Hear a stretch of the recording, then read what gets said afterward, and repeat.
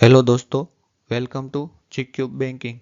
पे attention and earn knowledge, यानी कि ध्यान दीजिए और ज्ञान लीजिए।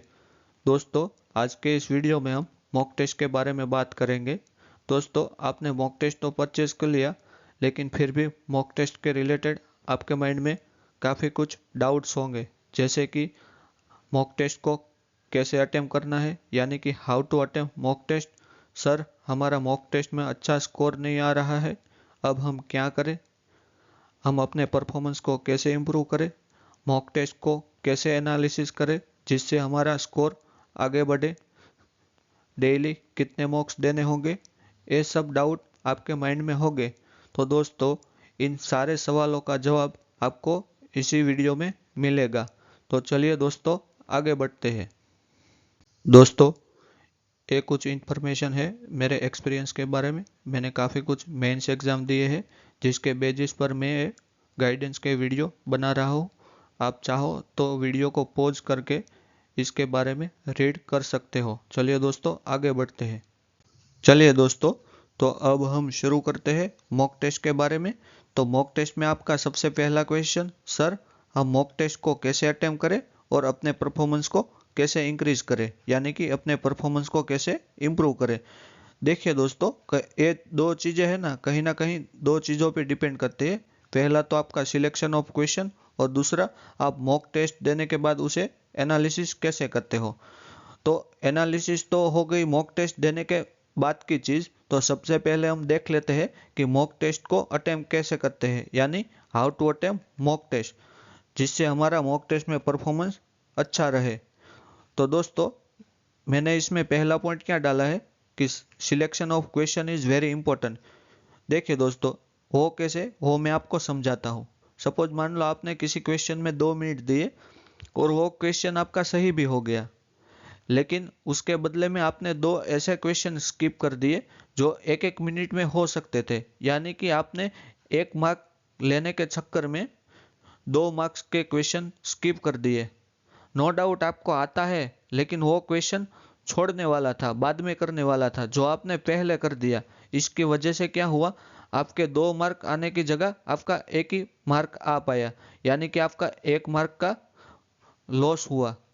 तो अगर आप सिलेक्शन ऑफ क्वेश्चन सही करते हैं, तो फिर ये चीज़ें इंप्रूव करके आप थोड़ा बहुत अपना स्कोर इंप्रूव कर सकते हैं। तो आपको कैसे सिलेक्शन ऑफ क्वेश्चन करना है वो हम देखते हैं। देखिए दोस्तों, मॉक को ना 3 to 4 राउंड में अटेम्प्ट करो। पहले राउंड में आपका इजी क्वेश्चन हो गया, दूसरे राउंड में उससे थोड़े लेवल वाले यानी मॉडरेट, और तीसरे राउंड में डिफ़िकल्ट। अगर इन 3 राउंड हो जाने के बाद आपके पास टाइम बचता है, तो फिर आप 4th राउंड में जाइए, जो रिमेनिंग क्वेश्चन है, यानी कि उसका लेवल थोड़ा हटके है। ठीक है। तो इसमें आपको क्या करना है, पहले राउंड में इजी क्वेश्चन, यानी देखिए दोस्तों, मैथ्स का अगर मैं आपको बोलूँ तो मैथ्स का पेपर है, तो उसमें इजी क्वेश्चन कौन से वाले होते हैं, जैसे नंबर सीरीज, फिर क्वाड्रेटिक इक्वेशन हो गया, कुछ इजी डीआई हो गई, फिर आपका सिंप्लीफिकेशन अप्रोक्सीमेशन हो गया। तो आपका फर्स्ट अटेम्प्ट में करने वाले क्वेश्चन होते हैं। आपको क्या करना है, पहले अटेम्प्ट में ना, पहले राउंड यानी कि पहले राउंड में आपको पूरा का पूरा पेपर एक बार देख लेना है, और आपको कौन कौन से क्वेश्चन करने हैं जो आपकी रेंज में है, वो आपको मार्क फॉर रिव्यू कर देना है। यानी कि मैंने मैथ्स का एग्जांपल लूँ, तो मैंने number series, simplification approximation, quadratic equation और इजी डीआई, ये सारी चीज़ें ना मैंने पहले राउंड में ही कर ली।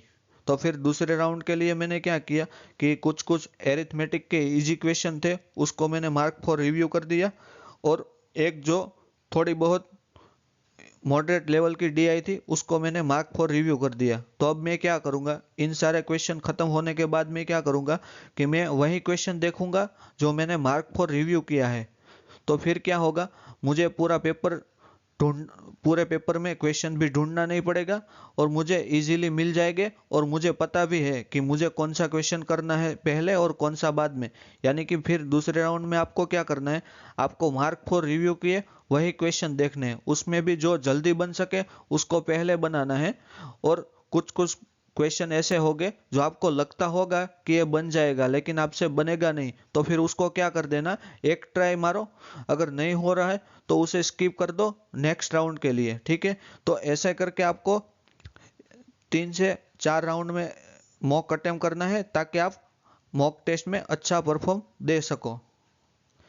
ठीक है, इसमें देखो मैंने नोट भी डाल दिया है कि in first round see all question and mark the question for next round, यानी कि आपको नेक्स्ट राउंड के लिए मार्क फॉर रिव्यू क्वेश्चन कर देना है, क्योंकि आपको अगर पहले से मार्क किया होगा क्वेश्चन तो आपको पता रहेगा कि मुझे ये जो मार्क वाला क्वेश्चन है वही करने हैं, दूसरे क्वेश्चन देखने भी नहीं है, क्योंकि एग्जाम में टाइम कम रहता है। अगर आपके पास प्रॉपर ऐसे मार्क फॉर रिव्यू वाले क्वेश्चन हो गए तो फिर आप उसी क्वेश्चन को देख देख के उसी में से सॉल्व करोगे, तो क्या होगा कि आपका कुछ टाइम भी बचेगा और आप अच्छे से क्वेश्चन भी कर पाओगे। ठीक है, तो ये तो हो गई how to attempt mock test वाली बात।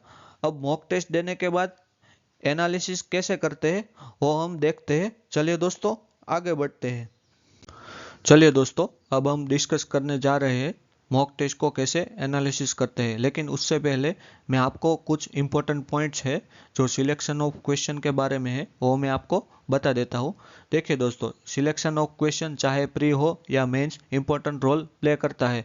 प्री में आप मानो शायद ज़्यादा रोल प्ले ना करें, क्योंकि क्लरिकल प्री का लेवल काफ़ी कम आता है, आप 85-90 अटेम्प्ट कर लेते हो, तो शायद आप उतना ज़्यादा इम्पोर्टेंट ना दो। इम्पोर्टेंट तो है ही, क्योंकि अगर आप गलत तरीके से चलोगे तो फिर आप उतने अटेम्प्ट नहीं कर पाओगे। लेकिन मेंस में क्या है, सिलेक्शन ऑफ क्वेश्चन का इम्पोर्टेंस और भी ज़्यादा हो जाता है। क्योंकि आजकल आप देख रहे हो ज़्यादातर एग्जाम में 50% से भी कम कट ऑफ जा रहा है। वो क्योंकि आजकल एग्जाम का लेवल हाई हो चुका है, और ऐसे ऐसे कठिन एग्जाम में आपको क्या करना होता है, अपना सिलेक्शन ऑफ क्वेश्चन अच्छा रखना होता है। अगर आप अच्छे से क्वेश्चन को चूज कर लोगे कि कौन सा मुझे करना है, कौन सा जल्दी, जितना जल्दी आप डिसाइड कर पाओगे कि कौन सा क्वेश्चन मुझे करना है कौन सा नहीं, उतना ही अच्छा आप परफॉर्म कर पाओगे और अपना उतना ही जल्दी आप अपना सिलेक्शन ले पाओगे। तो ये कुछ बातें थी सिलेक्शन ऑफ क्वेश्चन के बारे में। तो अब मैं आपको बताने जा रहा हूँ मॉक टेस्ट को कैसे एनालिसिस करते हैं। ठीक है, तो दोस्तों मॉक टेस्ट को काफ़ी लोग समझ रहे होंगे कि उसमें क्या है, मॉक टेस्ट दिया, सॉल्व किया, तो एनालिसिस हो गया। देखिए दोस्तों, सबमिट किया, मॉक टेस्ट आपका ख़त्म हुआ, सबमिट किया, फिर आपने देखे कितने गलत सही है, फिर सॉल्व किया और फिर दूसरा मॉक लगाया, उसे एनालिसिस नहीं कहते। देखिए दोस्तों, आपको क्या करना होता है, मॉक टेस्ट एनालिसिस उसे कहते हैं, उस एनालिसिस से आपको पता चले कि आपकी वीकनेस कहाँ है, आपकी स्ट्रेंथ कहाँ है, फिर उसके हिसाब से आप अपने वीकनेस पे काम करो, फोकस करो, ताकि आप अपनी वीकनेस को स्ट्रेंथ में बदले और अपने परफॉर्मेंस को इम्प्रूव कर सके। देखिए दोस्तों, तो मैंने इन सारी चीज़ों को ध्यान में रखते हुए आपके लिए एक 6 स्टेप वाली स्ट्रेटजी बनाई है मॉक टेस्ट एनालिसिस की, जिससे आपको काफ़ी अच्छा आउटपुट मिलेगा। क्योंकि ये मैं ऐसे ही नहीं फेंक रहा हूँ, क्योंकि ये मैंने खुद भी काफ़ी टाइम से अपने अप्लाई कर रहा हूँ और मैंने काफ़ी लोगों को गाइड भी किया है, उनकी तरफ से पॉजिटिव रिस्पॉन्स आया, उसके बाद ये मैंने वीडियो बनाया है। ठीक है, तो देखिए दोस्तों, आपने सबसे पहले क्या किया, मॉक टेस्ट सबमिट किया, फिर आपने देख लिया कि कितने गलत है कितने सही है, एक्यूरेसी क्या रही, परसेंटाइल क्या रही। देखिए दोस्तों, परसेंटाइल क्या है कि आपका परफॉर्मेंस कैसा है वो उसी से पता चलता है। अगर आपको तब तक अपने आप में इम्प्रूवमेंट लाते ही रहना है जब तक कि आपका परसेंटाइल कंटिन्यू 95% से ज़्यादा ना आने लगे। क्योंकि देखिए दोस्तों, सीधी सी बात है, ये बहुत ही बढ़िया फैक्ट है कि लाखों लोग फॉर्म फिल करते हैं, उसमें से कुछ हजार लोग ही जॉब के लिए चुने जाते हैं। तो उसके लिए आपको क्या करना है, अपना लेवल उस हद तक ले जाना होता है, तो इसके लिए एनालिसिस करना जरूरी होता है।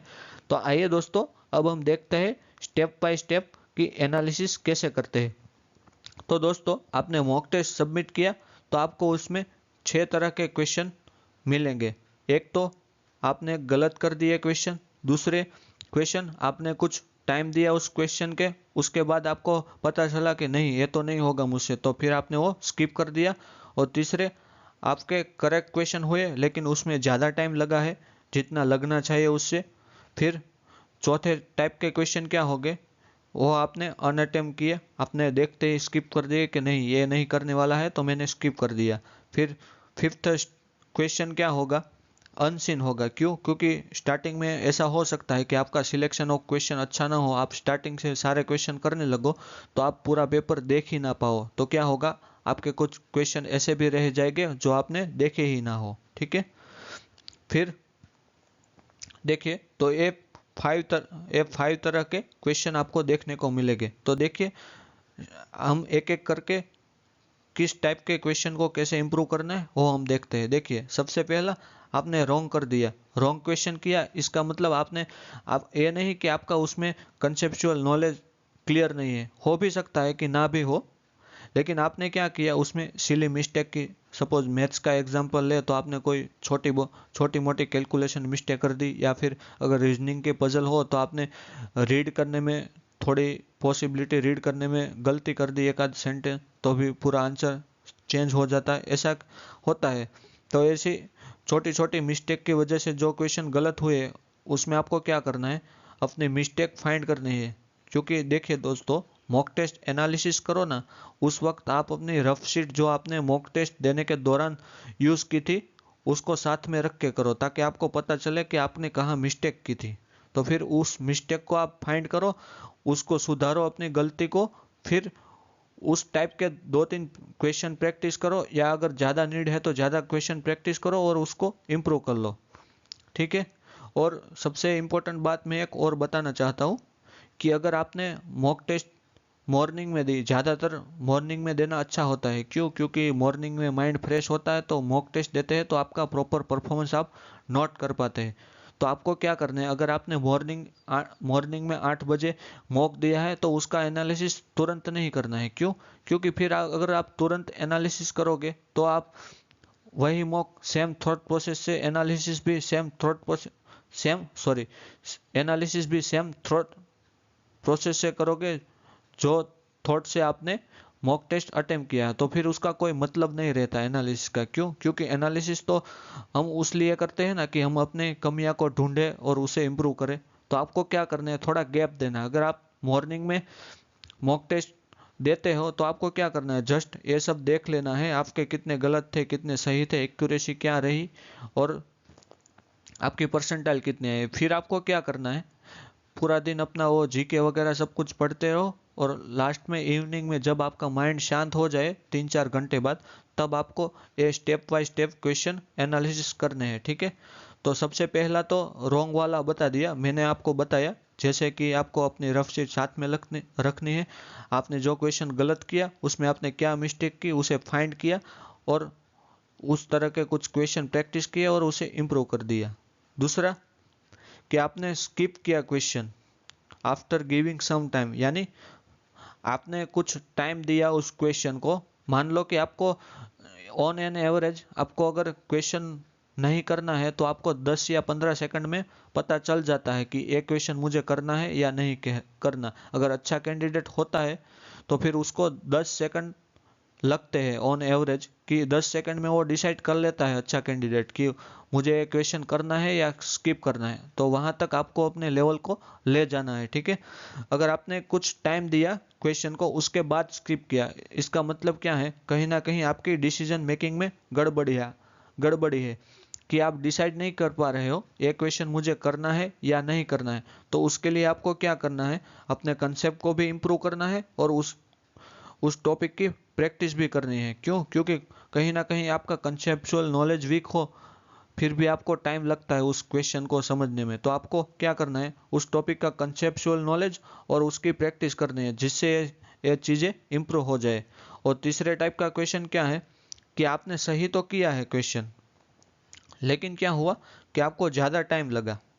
अब देखिए मैंने सिलेक्शन ऑफ क्वेश्चन में बताया था आपको कि अगर आपने 2 मिनट वाला क्वेश्चन किया तो उसके बदले आप 1-1 मिनट वाले 2 क्वेश्चन कर सकते हैं, तो आपका सिलेक्शन ऑफ क्वेश्चन था। लेकिन इसमें क्या है, मान लो कि आपको कोई क्वेश्चन करने में कितना, ऑन एन एवरेज मान लो आपको 35 सेकंड लगे। ठीक है, इस क्वेश्चन को करने में आपको 35 सेकंड लगे, लेकिन एक्चुअल में उसको टाइम लगना चाहिए 25 सेकंड।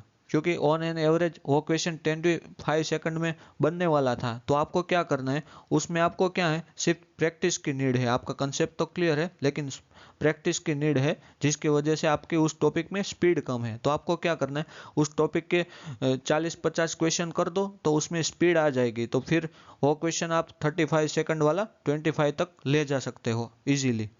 फिर क्या है, फोर्थ फोर्थ स्टेप आपको क्या फॉलो करना है, आपको उसके बाद अनअटेम्प्टेड क्वेश्चन देखना है कि आपने अनअटेम्प्ट कितने किए। तो अनअटेम्प्ट में आपको क्या करना है, फिर से सिलेक्शन ऑफ क्वेश्चन इंप्रूव करने में अनअटेम्प्टेड आपकी हेल्प करेगा। क्यों? क्योंकि आपने कुछ क्वेश्चन ऐसे होंगे जो आपको लगता है कि देख के आपने डिसाइड कर लिया, आपने क्वेश्चन में जरा सा भी रीड नहीं किया, सिर्फ देख के ही लंबा चौड़ा क्वेश्चन देखा और आपने देख के ही स्किप कर दिया कि ये मुझसे नहीं होगा। लेकिन एक्चुअल में जब आप सॉल्व करते हो तो आपको पता चलता है कि नहीं, ये क्वेश्चन तो करने वाला था, इजी था। तो वो उसे कहते हैं अनअटेम्प्टेड क्वेश्चन। तो ऐसे टाइप के क्वेश्चन आपको प्रैक्टिस करने हैं और उस टॉपिक के कंसेप्ट क्लियर करके उसको अच्छे से प्रैक्टिस करना है, जिससे आपका उसमें इम्प्रूवमेंट हो जाएगा। और फिफ्थ वाला स्टेप क्या है, अनसीन, जो आपने देखे ही नहीं। तो आपको उसके लिए क्या करना है कि आपके अगर आपने ऐसा हुआ कि कुछ आप पूरा पेपर देख ही नहीं पाए, इसका मतलब क्या है, आपको प्रॉपर स्ट्रेटजी की ज़रूरत है। यानी कि how to attempt mock test, यानी कि मॉक टेस्ट को कैसे अटेम्प्ट किया जाता है, उसकी प्रॉपर स्ट्रेटजी बनाने की ज़रूरत है। तो फिर आपको उसी पे वर्क करना होगा, ठीक है। उसके बाद 6 स्टेप हमारा क्या है, after doing work on above areas attempt the reattempt the mock.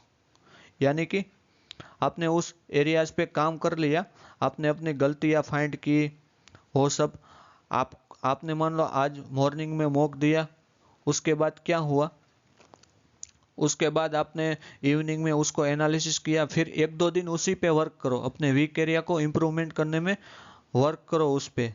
फिर क्या होगा कि आप उस इम्प्रूवमेंट को अचीव कर लोगे। उसके बाद आप उसी मॉक टेस्ट को रीअटेम्प्ट करो। रीअटेम्प्ट करने से क्या होगा, आपको पता चलेगा कि नहीं, हमने कुछ इम्प्रूवमेंट किया है या नहीं। 2 दिन उस पर वर्क करो, जो आपका मॉक टेस्ट एनालिसिस है ना, उस पर 2 दिन वर्क करो, अपने वीक एरिया को इम्प्रूव करो, उसकी प्रैक्टिस करो, उसके बाद रीअटेम्प्ट करो और अपना रीअटेम्प्ट वाला जो परफॉर्मेंस है ना, उसको अगले परफॉर्मेंस से कंपेयर करो कि हमने क्या इम्प्रूवमेंट, हमारे इतना वर्क करने के बाद हमें इम्प्रूवमेंट मिला या नहीं मिला। फिर उस मॉक टेस्ट को सॉल्व करके नेक्स्ट मॉक टेस्ट दो, ठीक है। तो ये हो गई थी आपकी 6 स्टेप स्ट्रेटजी। तो देखिए, आप इस 6 स्टेप स्ट्रेटजी को फॉलो करने के बाद फिर दूसरा नया वाला मॉक अटेम्प्ट कर सकते हैं। तो देखिए दोस्तों, एक और नोट यहाँ पे लिखी है मैंने ब्लू अक्षर में, कि क्या है कि आप चाहे कितने भी मॉक क्यों ना दे दो, आपका परफॉर्मेंस तब तक इम्प्रूव नहीं होगा जब तक आप अपने वीक एरिया को फाइंड करके उसे इम्प्रूव नहीं कर लेते। वो बात 100% ट्रू है, क्योंकि जब तक आप अपनी वीकनेस को एक्सेप्ट नहीं करेंगे, आप अपनी गलती को एक्सेप्ट नहीं करेंगे, उसे इम्प्रूव नहीं करेंगे, तब तक आपका परफॉर्मेंस कभी भी इम्प्रूव नहीं होगा। तो आई होप दोस्तों आपको ये समझ में आ गया होगा कि मॉक टेस्ट को एनालिसिस कैसे करना है। देखिए दोस्तों, अब आपका एक और क्वेश्चन था कि डेली कितने मॉक्स देने होंगे। हमने तो कहीं सुना है, टेलीग्राम ग्रुप वगैरह में, यूट्यूब में काफ़ी वीडियो मिल जाएंगे कि डेली 3-4 मॉक तो लगाने होंगे, वरना क्वेश्चन आपका सिलेक्शन नहीं होगा। ऐसा नहीं होता है। जिसका लेवल ऑलरेडी बन चुका है वो 3-4-5 जितने भी मॉक लगाए उससे फर्क नहीं पड़ता। लेकिन जो इनिशियल स्टेज पे है उसे क्या करना है, अपने वीक एरिया को इम्प्रूव करने में ज़्यादा टाइम लगाना है। जब आपका लेवल बन जाए उस तक, एग्ज़ाम लेवल का, तब जाके आप डेली के 2-3 मॉक दो। तब तक आपको क्या करना है, वीकली 2 से 3 मॉक दो। एक मॉक दो, एनालिसिस करो, 2-3 दिन उस पर काम करो, फिर दूसरा नया उसको रीअटेम्प्ट करके सॉल्व करके फिर दूसरा नया वाला मॉक दो। ऐसा करोगे तो आपको वीक में 2 या 3 प्रीलिम्स लेवल के और वीक में एक मेंस लेवल का मॉक देना है, इतना सफिशिएंट है। अभी ऐसा 2 से 3 महीने तक ट्राई करोगे तो आप, मैं डेफिनेटली कह रहा हूँ कि आप अच्छे से अच्छा इम्प्रूवमेंट ला पाओगे और एग्ज़ाम में बहुत ही अच्छा परफॉर्म कर पाओगे। अगर आप, मेरी गारंटी है कि अगर आपने 1 महीने तक फॉलो किया ना ये वाला 6 स्टेप वाला एनालिसिस वाला, इस वीडियो में जो भी गाइडेंस मैं दे रहा हूँ, अगर आपने 1 मंथ तक अच्छे से फॉलो किया ना, तो आप खुद कहोगे कि नहीं, मुझे सर डेफिनेटली बहुत अच्छा रिजल्ट मिला, क्योंकि ये मैंने काफ़ी लोगों को गाइड किया है और उसने पॉजिटिव रिस्पॉन्स दिया है। उसके बाद ही मैं ये वीडियो बनाने जा रहा हूँ। ठीक है, देखिए, when performance is consistent then increase number of mocks. देखिए, यानी कि अगर आपका मोर देन 85% कंटिन्यू परसेंटाइल आ रहा है, अगर आपका कोई भी इंस्टीट्यूट का मॉक दो उसमें 85% से ज़्यादा परसेंटाइल कंटिन्यू आ रहा है, तो फिर आप क्या करो, एक दिन मॉक दो, दूसरे दिन उसको अच्छे से एनालिसिस करो, वीक एरिया इंप्रूव करो, तीसरे दिन वापस मॉक दो। तो फिर आप वीक में 2-3 की जगह 4 या 5 भी मॉक दे सकते हैं। लेकिन वीकली एक मेंस का दो, 2 या 3 प्रीलिम्स का दो, उतना सफिशिएंट है। बाकी का टाइम लगाओ अपने वीक एरिया को इम्प्रूव करने में, तब जाके आपका परफॉर्मेंस बेटर होगा। चाहे आप कितने भी मॉक लगा लो, 50 लगा लो, 100, 150, 200, लेकिन जब तक आप अपने वीक एरिया को फाइंड नहीं करते तब तक आपका परमानेंट इम्प्रूवमेंट नहीं मिलेगा। फिर क्या होगा, मॉक टेस्ट दिया, सोल्व किया, दूसरा दिया, सोल्व किया, तीसरा दिया, सोल्व किया, ऐसा करने से क्या होगा कि आपको कुछ मॉक में आपका बहुत अच्छा परफॉर्मेंस होगा, कुछ में आपका बहुत डाउन गिरेगा, कंसिस्टेंसी नहीं रहेगी। लेकिन अगर इस मेथड को फॉलो करेंगे तो आपको परमानेंट सॉल्यूशन मिलेगा और आपकी बहुत अच्छी कंसिस्टेंसी हो जाएगी। ठीक है, तो चलिए दोस्तों, ये था हमारा कंप्लीट मॉक टेस्ट के बारे में, कैसे मॉक टेस्ट को अटेम्प्ट करते हैं, कितने डेली मॉक टेस्ट अटेम्प्ट करना चाहिए और कैसे उसको एनालिसिस करना चाहिए। तो आई होप दोस्तों आपको ये डेफिनेटली हेल्प करेगा। तो चलिए दोस्तों आगे बढ़ते हैं। तो चलिए दोस्तों, आज के इस वीडियो को यहीं पे रखते हैं, क्योंकि मॉक टेस्ट के रिलेटेड जो भी गाइडेंस ज़रूरी था वो मैंने आपको इस वीडियो में बहुत अच्छी तरीके से काफ़ी डिटेल में समझा दिया है। और अगर आपको इस वीडियो की पीडीएफ चाहिए तो आपको हमारी टेलीग्राम चैनल में मिल जाएगी, जिसकी लिंक मैंने डिस्क्रिप्शन बॉक्स में डाल दी है। और भी ज़रूरी गाइडेंस के रिलेटेड वीडियो की लिंक भी मैंने डिस्क्रिप्शन बॉक्स में डाल दी है। और एक और चीज़ कि हमारा टेलीग्राम डिस्कशन ग्रुप भी है, जिसकी लिंक भी डिस्क्रिप्शन बॉक्स में अवेलेबल है। आपको क्या करना है, डिस्कशन ग्रुप को ज्वाइन करना है। उसमें क्या करना है कि आपको कोई प्रिपरेशन के दौरान इश्यू आ रहा है तो आपको जस्ट पोस्ट करना है, हम आपको प्रॉपर तरीके से गाइडेंस देंगे। ठीक है, तो चलिए दोस्तों, अब यहीं पे इस वीडियो को रखते हैं। आप अपनी एग्ज़ाम में अच्छा प्रदर्शन करें, उसके लिए आपको गुड लक और thank you for watching GCube banking. Thank you very much.